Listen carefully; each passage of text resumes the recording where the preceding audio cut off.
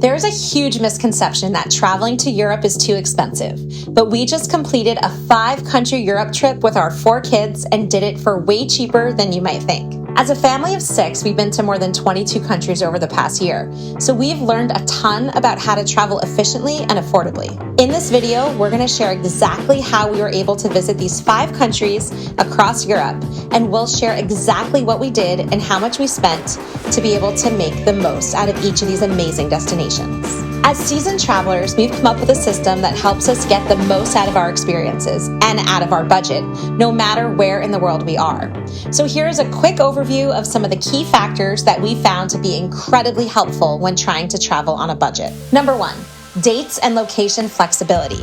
If you're able to be flexible with your dates as well as your location, you can use search tools like skyscanner.com to find the cheapest flights to any destination. We either like to pick a destination but be flexible on our dates, or have firm dates but be flexible on our destination. Number 2, pack light and smart.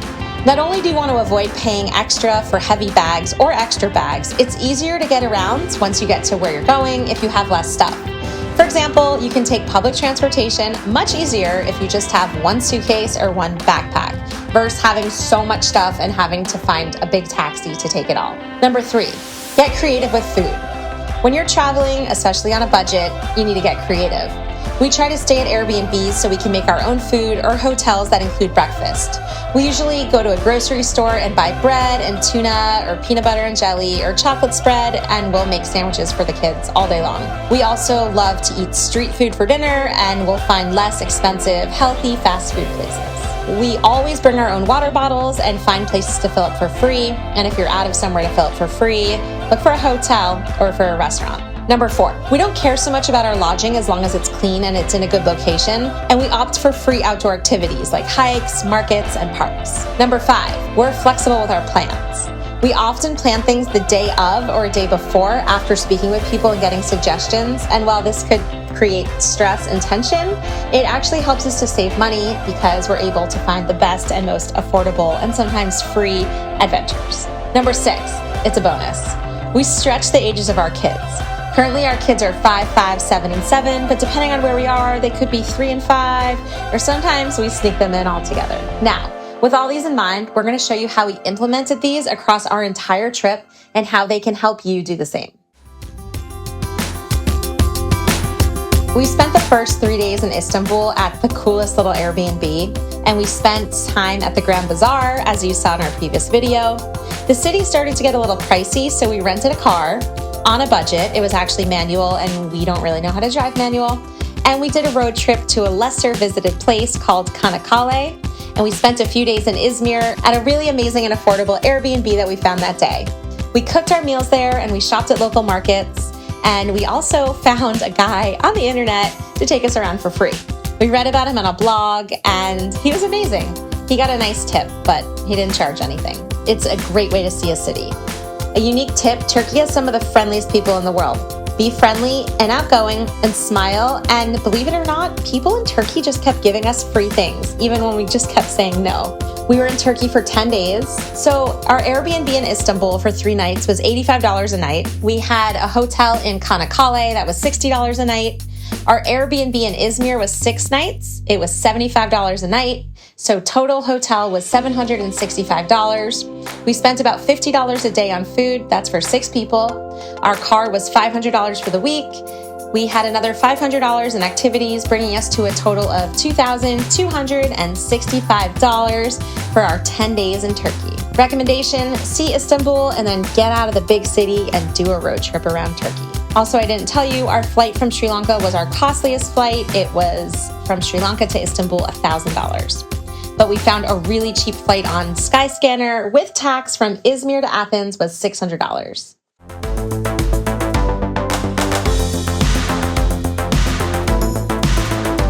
We explored Athens, we shopped, we ate, we went to a modern art museum, and we hit up a park. We really only went to Athens because it was cheaper to get to Croatia. We spent 3 nights in Athens. Unique tip: if you have more than one kid, you either need to get 2 hotel rooms or you need to sneak them in.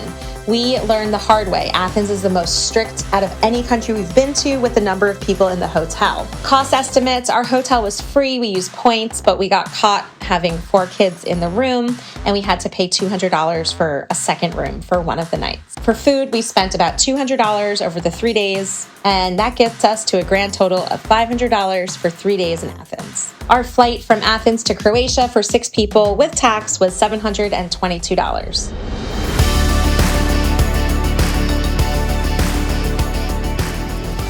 We went to Plitvice Lake, which was one of my favorite things that we did.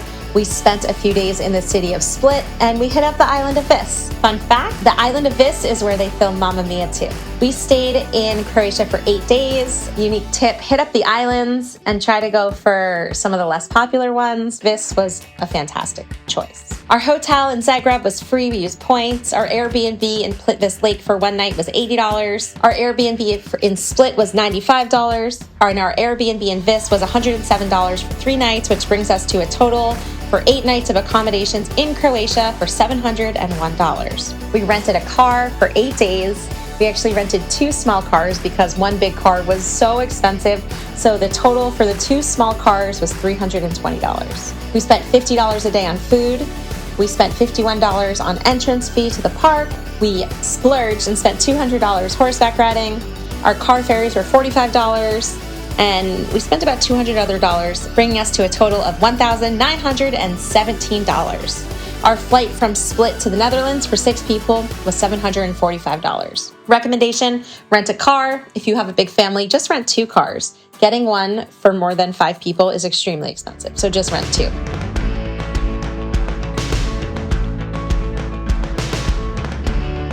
We explored Utrecht. We stayed on a farm, which was off-grid, for 3 nights. We stayed in a camping village outside the city to save money, and we stayed with a friend. We were in the Netherlands for 10 days, and we spent, our hotel in Rotterdam was free. Our hotel in Utrecht for 3 nights was free. We used points. Our farm stay was $650 for 3 nights. Our camping village was $620 for 3 nights, and the stay at our friend's house was free. We rented a car for 5 days for $300. The train was $100. We spent $75 a day on food, bringing us to $900, and we rented bikes for $100. So we used points for a quick flight. Total for Amsterdam, $2,670. Recommendation: don't just explore Amsterdam. We found it crowded and overpriced.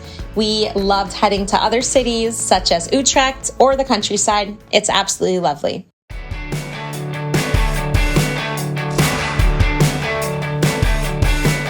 Our flight from Amsterdam to London was free. We used points.